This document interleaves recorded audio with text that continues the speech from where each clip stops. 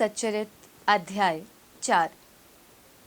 श्री साईं बाबा का शिरडी में प्रथम आगमन, संतों का अवतार कार्य, पवित्र तीर्थ शिरडी, श्री साईं बाबा का व्यक्तित्व, गौली बुआ का अनुभव, श्री विट्ठल का प्रकट होना, क्षीर सागर की कथा, दासगणों का प्रयाग स्नान, श्री साईं बाबा का शिरडी में प्रथम आगमन, 3 वाड़े, संतों का अवतार कार्य। भगवद गीता में भगवान श्री कृष्ण कहते हैं कि जब जब धर्म की हानि और अधर्म की वृद्धि होती है, तब तब मैं अवतार धारण करता हूँ। धर्म स्थापन, दुष्टों का विनाश तथा साधु जनों के परित्राण के लिए मैं युग युग में जन्म लेता हूँ। साधु और संत भगवान के प्रतिनिधि स्वरूप हैं। वे उपर्युक्त समय पर प्रकट होकर अपनी कार्य प्रणाली द्वारा अपना अवतार कार्य पूर्ण करते हैं। अर्थात जब ब्राह्मण, क्षत्रिय और वैश्य अपने कर्तव्यों से विमुख हो जाते हैं, जब शूद्र उच्च जातियों के अधिकार छीनने लगते हैं, जब धर्म के आचार्यों का अनादर तथा निंदा होने लगती है, जब लोग निषिद्ध भोज्य पदार्थों और मदिरा आदि का सेवन करने लगते हैं, जब धर्म आड़ में निंदित कार्य होने लगते हैं, जब भिन्न भिन्न धर्मावलंबी परस्पर लड़ने लगते हैं, जब ब्राह्मण संध्यादि कर्म छोड़ देते हैं, कर्मठ पुरुषों को धार्मिक कृत्यों में अरुचि उत्पन्न हो जाती है, जब योगी ध्यान आदि कर्म करना छोड़ देते हैं और जब जन साधारण की ऐसी धारणा हो जाती है कि केवल धन, संतान और स्त्री ही सर्वस्व है, तथा इस प्रकार जब लोग सत्य मार्ग से विचलित होकर अधः पतन की ओर अग्रसर होने लगते हैं, तब संत प्रकट होकर अपने उपदेशों एवं आचरण के द्वारा धर्म की संस्थापना करते हैं। वे समुद्र के ज्योति स्तंभ की तरह हमारा उचित मार्गदर्शन करते तथा सत्य पथ पर चलने को प्रेरित करते हैं। इसी मार्ग पर अनेकों संत, निवृत्तिनाथ, ज्ञानदेव, मुक्ताबाई, नामदेव, गौरा, गुणाई, एकनाथ, तुकाराम, नरहरि, नरसिंह भाई, सजन, कसाई, सावता माली और रामदास तथा कई अन्य संत सत्य मार्ग का दिग्दर्शन कराने हेतु भिन्न भिन्न अवसरों पर प्रकट हुए और इन सबके पश्चात शिरडी में श्री साईं बाबा का अवतार हुआ। पवित्र तीर्थ शिरडी अहमदनगर जिले में गोदावरी के तट पर बड़े ही भाग्यशाली हैं, जिन पर अनेक संतों ने जन्म धारण किया और अनेकों ने वहां आश्रय पाया। ऐसे संतों में श्री ज्ञानेश्वर महाराज प्रमुख थे। शिरडी अहमदनगर जिले के राहाता तालुका में है। गोदावरी नदी पार करने के पश्चात मार्ग सीधा शिरडी को जाता है। 8 मील चलने पर जब आप नीम गांव पहुंचेंगे तो वहां से शिरडी दृष्टिगोचर होने लगती है। कृष्णा नदी के तट पर अन्य तीर्थ स्थान गाणगापुर, नृसिंहवाड़ी और औडुंबर के समान ही शिरडी भी प्रसिद्ध तीर्थ है। जिस प्रकार दामोजी ने मंगलवेढ़ा को पंढरपुर के समीप, समर्थ रामदास ने सज्जनगढ़ को, दत्तावतार श्री नरसिंह सरस्वती ने वाड़ी को पवित्र किया, उसी प्रकार श्री साईनाथ ने शिरडी में अवतीर्ण होकर उसे पावन बनाया। श्री साईं बाबा का व्यक्तित्व। श्री साईं बाबा के सानिध्य से शिरडी का महत्व विशेष बढ़ गया। अब हम उनके चरित्र का अवलोकन करेंगे।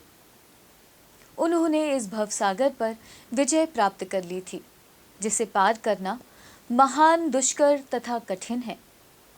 शांति उनका आभूषण था तथा वे ज्ञान की साक्षात प्रतिमा थे।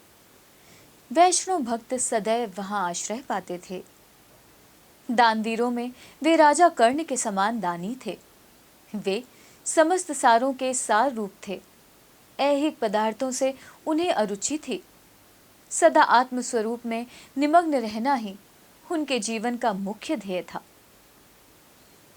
अनित्य वस्तुओं का आकर्षण उन्हें छू भी नहीं सकता था। अनित्य वस्तुओं का आकर्षण उन्हें छू भी नहीं गया था। उनका हृदय शीशे के सदृश उज्ज्वल था। उनके श्रीमुख से सदैव अमृत वर्षा होती थी। अमीर और गरीब उनके लिए दोनों एक ही समान थे। मान अपमान की उन्हें किंचित मात्र भी चिंता न थी। वे निर्भय होकर संभाषण करते, भांति भांति के लोगों से मिलजुल कर रहते, नर्तकियों का अभिनय तथा नृत्य देखते और गजल कव्वालियां भी सुनते थे। इतना सब करते हुए भी उनकी समाधि किंचित मात्र भी भंग न होती थी। अल्लाह का नाम सदा उनके होठों पर था।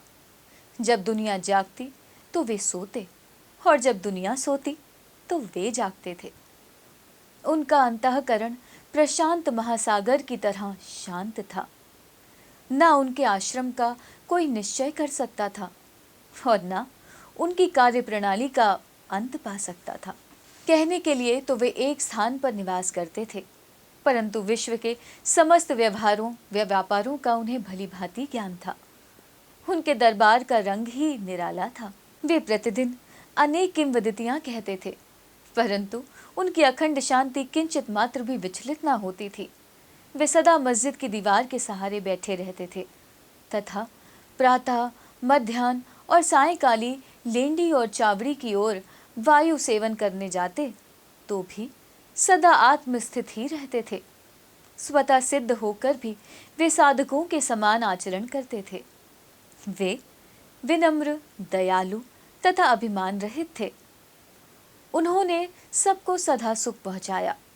ऐसे थे श्री साईं बाबा, जिनके श्री चरणों का स्पर्श कर शिरडी पावन बन गई। उसका महत्व असाधारण हो गया। जिस प्रकार ज्ञानेश्वर ने आलंदी और एकनाथ ने पैठण का उत्थान किया, वही गति श्री साईं बाबा द्वारा शिरडी को प्राप्त हुई। शिरडी के फूल, पत्ते, कंकड़ और पत्थर भी धन्य हैं, जिन्हें श्री साईं चरणाम्बुजों का चुंबन तथा उनकी चरण रज मस्तक पर धारण करने का सौभाग्य प्राप्त हुआ।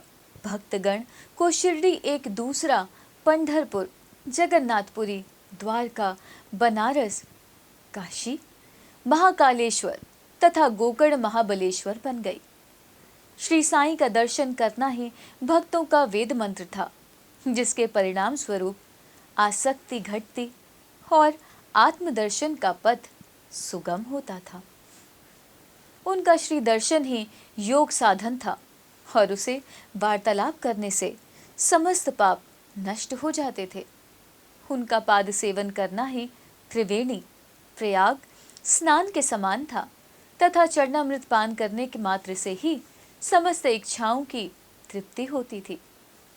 उनकी आज्ञा हमारे लिए वेद सदृश थी। प्रसाद तथा ऊदी ग्रहण करने से चित्त की शुद्धि होती थी। वे ही हमारे राम और कृष्ण थे, जिन्होंने हमें मुक्ति प्रदान की। वे सदा आत्मस्थित, चैतन्य घन तथा आनंद की मंगल मूर्ति थे। कहने को तो शिरडी उनका मुख्य केंद्र था, परंतु उनका कार्य क्षेत्र पंजाब, कलकत्ता, उत्तरी भारत, गुजरात, ढाका और कोंकण तक विस्तृत था। श्री साईं बाबा की कीर्ति दिन प्रतिदिन चहुं ओर फैलने लगी और जगह जगह से दर्शनार्थ आकर उनके भक्त लाभ उठाने लगे। केवल दर्शन से ही मनुष्यों, चाहे वे शुद्ध अथवा अशुद्ध हृदय के हों, उनके चित्त को परम शांति मिल जाती थी। उन्हें उसी आनंद का अनुभव होता था जैसा कि पंढरपुर में श्री विट्ठल के दर्शन से होता है।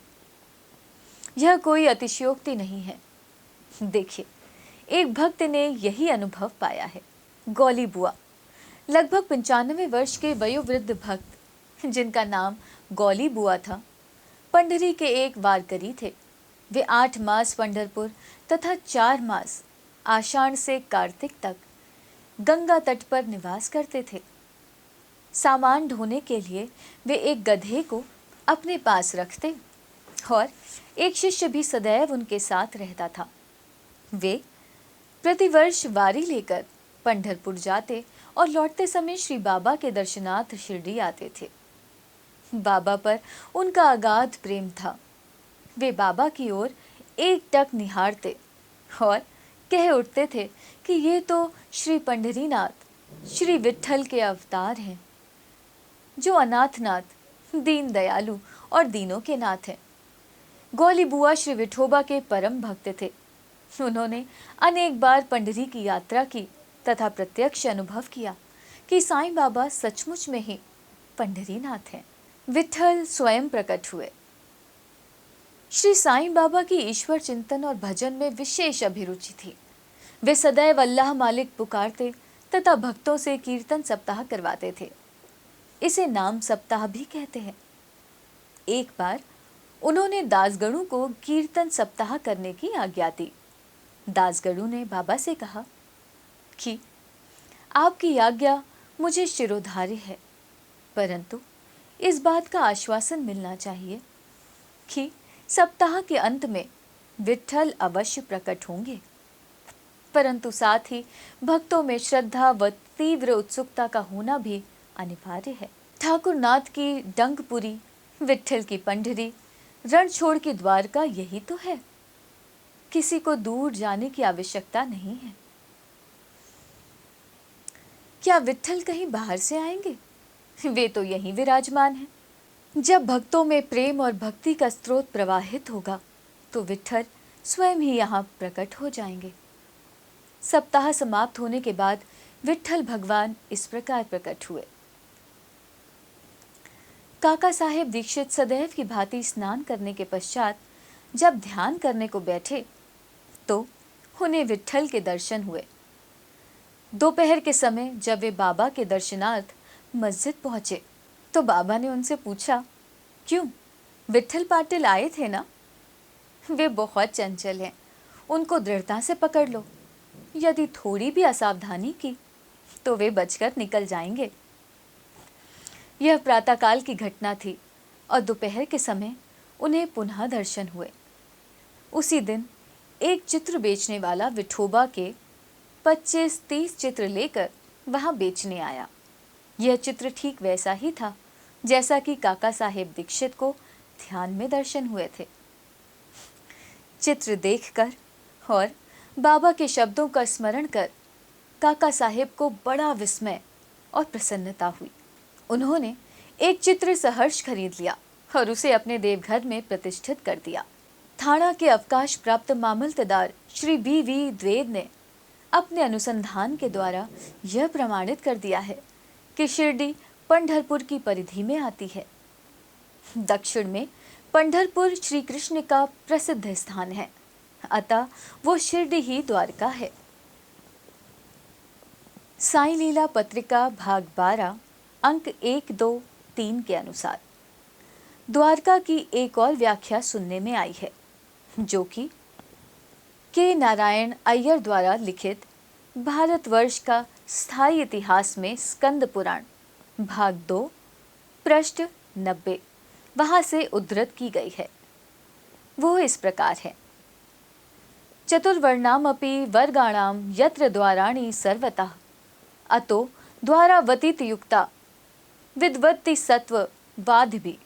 जो स्थान चारों वर्गों के लोगों को धर्म, अर्थ, काम और मोक्ष के लिए सुलभ हो, दार्शनिक लोग उसे द्वारका के नाम से पुकारते हैं।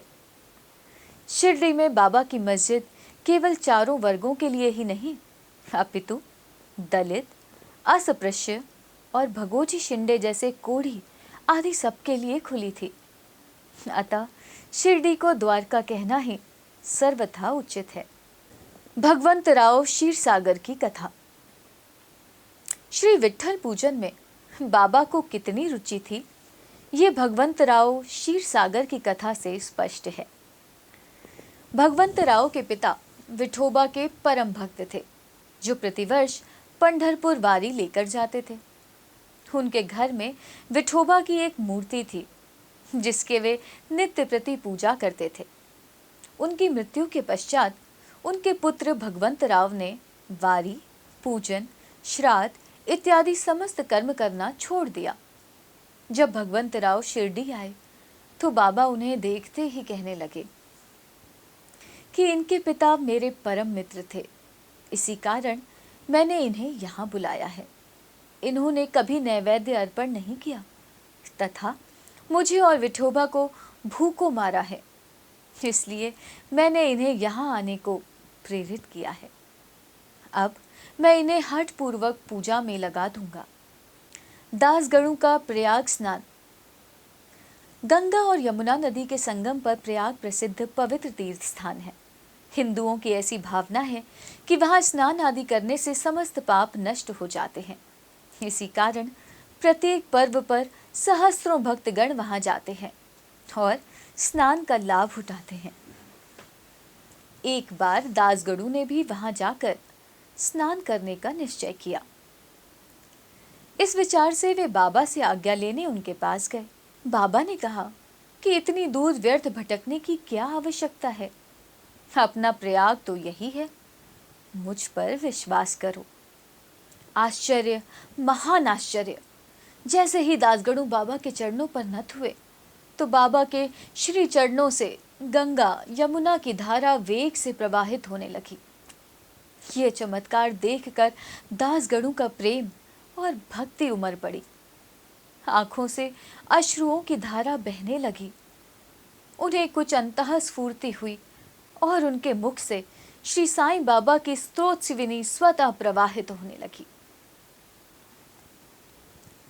श्री साईं बाबा का शिरडी में प्रथम आगमन।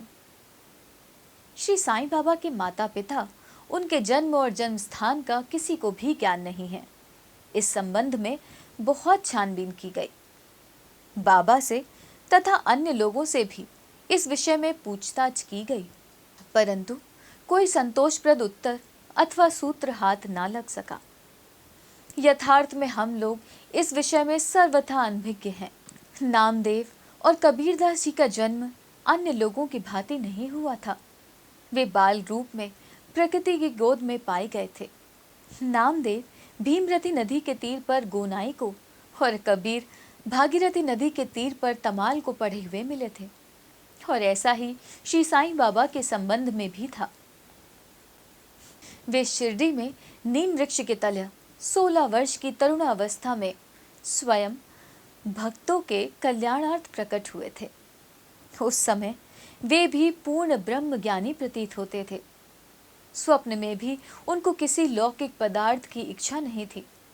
उन्होंने माया को ठुकरा दिया था और मुक्ति उनके चरणों में लौटती थी। शिरडी ग्राम की एक वृद्ध स्त्री नाना चोपदार की मां ने उनका इस प्रकार वर्णन किया है। एक तरुण, स्वस्थ, फुर्तीला तथा अति रूपवान बालक सर्वप्रथम नीम वृक्ष के नीचे समाधि में लीन दिखाई पड़ा। सर्दी व गर्मी की उन्हें किंचित मात्र भी चिंता न थी। उन्हें इतनी अल्प आयु में इस प्रकार कठिन तपस्या करते देखकर लोगों को महान आश्चर्य हुआ। दिन में वे किसी से भेंट नहीं करते थे और रात्रि में निर्भय होकर एकांत में घूमते थे। लोग आश्चर्यचकित होकर पूछते फिरते थे कि इस युवक का कहाँ से आगमन हुआ है। उनकी बनावट तथा आकृति इतनी सुंदर थी कि एक बार देखने मात्र से लोग आकर्षित हो जाते थे। वे सदा नीम वृक्ष के नीचे बैठे रहते थे और किसी के द्वार पर न जाते थे। यद्यपि वे देखने में युवक प्रतीत होते थे, परंतु उनका आचरण महात्माओं की सदृश था। वे त्याग और वैराग्य की साक्षात प्रतिमा थे। एक बार एक आश्चर्यजनक घटना हुई। एक भक्त को भगवान खंडोबा का संचार हुआ। लोगों ने शंका निवारणार्थ उनसे प्रश्न किया कि हे देव, कृपया बतलाइए कि ये किस भाग्यशाली पिता की संतान है और उनका कहाँ से आगमन हुआ है। भगवान खंडोबा ने एक कुदाली मंगवाई और एक निर्दिष्ट स्थान पर खोदने का संकेत किया। जब वो स्थान पूर्ण रूप से खोदा गया तो वहां एक पत्थर के नीचे ईंटें पाई गईं। पत्थर को हटाते ही एक द्वार दिखा जहां पर 4 दिए जल रहे थे। उन दरवाजों का मार्ग एक गुफा में जाता था, जहां गौमुखी आकार की इमारत, लकड़ी के तख्ते, मालाएं आदि दिखाई पड़ी। भगवान खंडोबा कहने लगे कि इस युवक ने इस स्थान पर 12 वर्ष तपस्या की है। तब लोग युवक से प्रश्न करने लगे, परंतु उसने ये कहकर बात टाल दी कि ये मेरे गुरुदेव की पवित्र भूमि है, अतएव मेरा पूज्य स्थान है। तब लोगों ने उस दरवाजे को पूर्ववत बंद कर दिया। जिस प्रकार अश्वत्थ तथा औडुंबर वृक्ष पवित्र माने जाते हैं, उसी प्रकार बाबा ने भी नीम वृक्ष को उतना ही पवित्र माना और प्रेम किया। महलसापति तथा शिरडी के अन्य भक्त इस स्थान को बाबा के गुरु का समाधि स्थान मानकर सदैव नमन किया करते थे। 3 वाड़े। नीम वृक्ष के आसपास की भूमि श्री हरि विनायक साठे ने मोल ले ली और उस स्थान पर एक विशाल भवन का निर्माण किया, जिसका नाम साठेवाड़ा रखा गया। बाहर से आने वाले यात्रियों के लिए वो वाड़ा ही एकमात्र विश्राम स्थान था, जहां सदैव भीड़ रहा करती थी। नीम वृक्ष के नीचे चारों ओर चबूतरा बांधा गया। सीढ़ियों के नीचे दक्षिण की ओर एक छोटा सा मंदिर है, जहां भक्त लोग चबूतरे के ऊपर उत्तराभिमुख होकर बैठते हैं।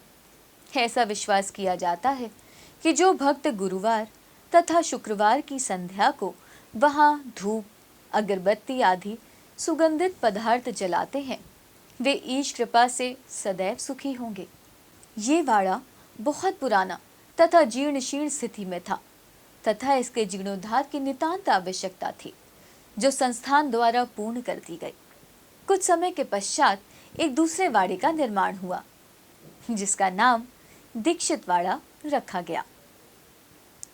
काका साहेब दीक्षित कानूनी सलाहकार जब इंग्लैंड में थे, तब वहां उन्हें किसी दुर्घटना से पैर में चोट आ गई थी। उन्होंने अनेक उपचार किए, परंतु पैर अच्छा ना हो सका।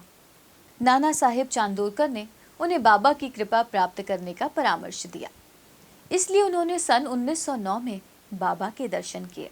उन्होंने बाबा से पैर के बदले अपने मन की पंगुता दूर करने की प्रार्थना की। बाबा के दर्शन से उन्हें इतना सुख प्राप्त हुआ कि उन्होंने स्थायी रूप से शिरडी में रहना स्वीकार कर लिया और इसी कारण उन्होंने अपने तथा भक्तों के हेतु एक वाड़े का निर्माण कराया। इस भवन का शिलान्यास दिनांक 1/12/1910 को किया गया। उसी दिन अन्य 2 विशेष घटनाएं घटित हुई। पहली, श्री दादा साहेब खापड़े को घर वापस लौटने की अनुमति हो गई और दूसरी, चावड़ी में रात्रि को आरती आरंभ हो गई। कुछ समय में वाड़ा संपूर्ण रूप से बन गया और रामनवमी 1911 के शुभ अवसर पर उसका यथाविधि उद्घाटन कर दिया गया। इसके बाद एक और वाड़ा मानो एक शाही भवन नागपुर के प्रसिद्ध श्रीमंत बूटी ने बनवाया। इस भवन के निर्माण में बहुत धनराशि लगाई गई। उनकी समस्त निधि सार्थक हो गई, क्योंकि बाबा का शरीर अब वहीं विश्रांति पा रहा है और फिलहाल वो समाधि मंदिर के नाम से विख्यात है। इस मंदिर के स्थान पर पहले एक बागीचा था, जिसमें बाबा स्वयं पौधों को सींचते और उनकी देखभाल किया करते थे। वहां पहले एक छोटी सी कुटी भी नहीं थी। वहां 3 वाड़ों का निर्माण हो गया। इन सब में साठेवाड़ा पूर्व काल में बहुत ही उपयोगी था। बागीचे की कथा, वामन तात्या की सहायता से स्वयं बागीचे की देखभाल, शिरडी से श्री साईं बाबा की अस्थायी अनुपस्थिति तथा चांद पाटिल की बारात में पुनः शिरडी लौटना, देवीदास, जानकीदास और गंगागीर की संगति, मुहिद्दीन तंबोली के साथ कुश्ती, मस्जिद में निवास, श्री डोंगले व अन्य भक्तों पर प्रेम तथा अन्य घटनाओं का अगले अध्याय में वर्णन किया गया है। श्री सद्गुरु साईनाथ अर्पणमस्तु। शुभम भवतु।